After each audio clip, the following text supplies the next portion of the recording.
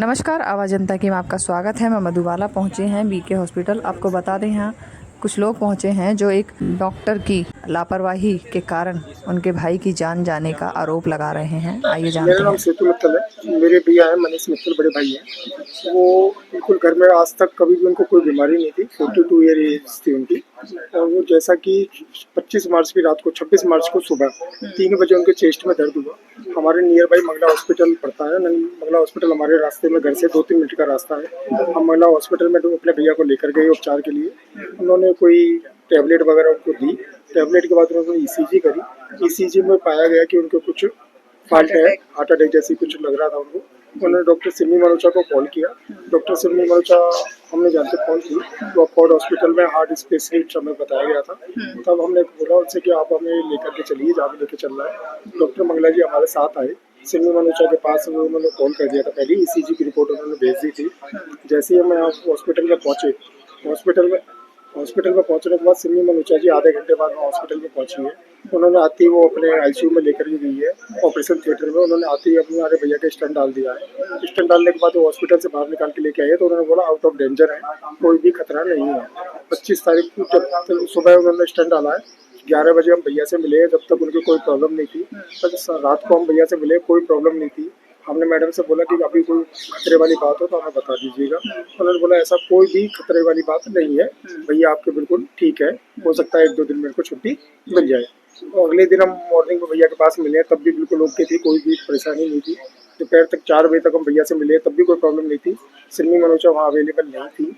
जैसे ही उनको कुछ हमारे पास 4:15 बजे, 4:30 बजे समथिंग एक कॉल आया हॉस्पिटल से कि आपके भैया की तबीयत कुछ सीरियसली हो गई है। हम घबरा गए, हम एकदम से हॉस्पिटल के अंदर भागे, जिसकी वजह से हमारे को उनके बाउंसरों ने अंदर नहीं जाने दिया। उन्होंने हमारे साथ बदतमीजी करी। हमने डॉक्टर सिमी मनोचा को कई बार फ़ोन करे, सिमी मनोचा ने हमारे फ़ोन पिक नहीं करे। उसके बाद उनके एक बार उन्होंने फ़ोन पिक किया कि मैं किसी का ऑपरेशन कर रही हूँ, आपके भैया अभी ठीक है। 5:30 बजे तक हमें पता चला कि हमारे कोसी कला में जो मंगला जी है, मंगला जी ने 5:30 बजे कोसी कला में अनाउंसमेंट करा दी कि भैया हमारे नहीं रहे। और 7:30 बजे तक हमारी डॉक्टर जो सिमी मनोचा है वो हमसे यही कहती रही कि आपके भैया को पंपिंग कर रहे हैं, दिल्ली से स्पेशलिस्ट बुलाए हैं, डॉक्टर ऋषि गुप्ता जी कहीं अलीगढ़ गए हुए हैं, उन्होंने अपना कोई स्पेशलिस्ट भेजा है। वो 7:30 बजे तक हमें गुमराह करते रहे। हम हमारे भैया इस हमारे बीच में नहीं रहे। हमारा सभी से ये निवेदन है कि डॉक्टर सिमी मनोचा से अपना इलाज ना करवाएं, क्योंकि इस 3 मंथ के अंदर हमारे पास जो भी स्टेटमेंट अभी हमारे पास अभी सुनने में आया है, उन्होंने जितने भी ऑपरेशन करे हैं कोई भी सक्सेसफुल नहीं हुआ है। सिर्फ एक चंद पैसों के लिए मंगला हॉस्पिटल वालों ने, जो डॉक्टर नरेश मंगला है मंगला हॉस्पिटल के कोसी कला के, उन्होंने सिर्फ कुछ कमीशन के लिए हमारे भाई की जान गंवा दी। तो अब हम सीएमओ ऐसी साहब के पास, स्थिति एकदम ऐसे क्या बदली कि इस तरह की नौबत आ गई? ये हमें कुछ नहीं पता चल रहा है ना इसी आप चीज़ के लोगों लिए। को किसी तरह की कोई किसी तरह की जानकारी कोई नहीं? जानकारी हमें नहीं दी गई थी सिमी मनोचा के द्वारा या डॉक्टर के द्वारा।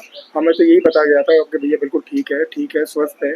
और उसके बाद सिमी मनोचा जी कोई कोई पता नहीं, कभी कुछ सवाल बता रही है, कभी कुछ सवाल बता रही है। हमने एक केस एफआईआर दर्ज करवाई है, जिसके बिहाफ में अपने जो फरीदाबाद के सीएमओ साहब हैं, इनके पास हमारी एप्लीकेशन आई हुई है। हमें सीएमओ साहब पे पूरा विश्वास है कि हमारे साथ न्याय कराएंगे। उससे पहले हमें एक अभी 8-10 दिन पहले डेट मिली थी। अब हमें आज की तारीख 5 जून की मिली थी, अब दोबारा हमें अगली तारीख दे दी गई है।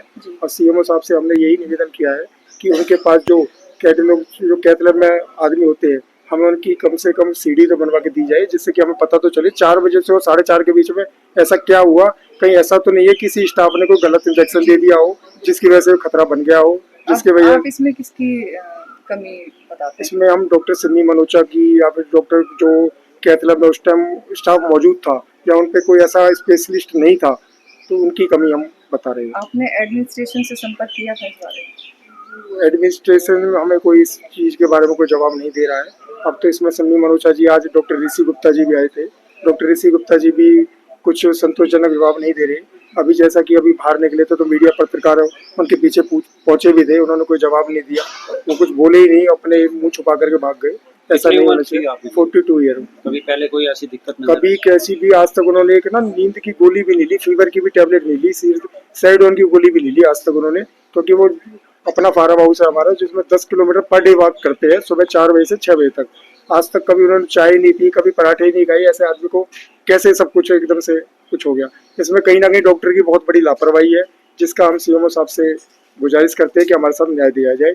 कि कम से कम जो हमारा भाई चला गया किसी और भाई के साथ ऐसा ना हो। सर ये क्या मामला है और इसमें क्या जांच की जा रही है? नेग्लिजेंसी बोर्ड के तहत मामले की जांच की जा रही है। अभी जांच कंप्लीट नहीं हुई है तो इसमें कोई भी चीज़ कहना संभव नहीं है और मामले की जो जांच है जब पूरी हो जाएगी तो उसकी नेग्लिजेंसी बोर्ड जो है वो रिपोर्ट तैयार करेगा। सर जो मृतक था उसका नाम क्या था, कहाँ का रहने वाला था? जिसकी सर जांच- बाकी की डिटेल जो है वो सारी ऑन रिकॉर्ड है।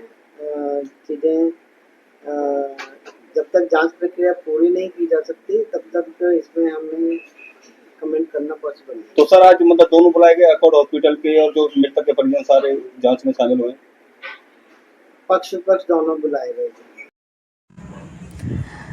देख सकते हैं मनीष मित्तल के परिजनों का आरोप है कि डॉक्टर की लापरवाही की वजह से इनके भाई की जान गई। उसके बाद इन्होंने उन पर कार्रवाई करने के लिए अर्जी दाखिल की, जिसके तहत आज सीएमओ ने दोनों पक्षों को बुलाकर उनकी बात सुनी। परिजनों द्वारा आरोप लगाया जा रहा है, लेकिन अगर अस्पताल प्रशासन की तरफ से भी आप अपना पक्ष रखना चाहते हैं तो हमारे चैनल से संपर्क कर सकते हैं। जुड़े रहिए आवाज़ जनता की के साथ। जल्द मिलेंगे नई खबर के साथ, तब तक के लिए नमस्कार।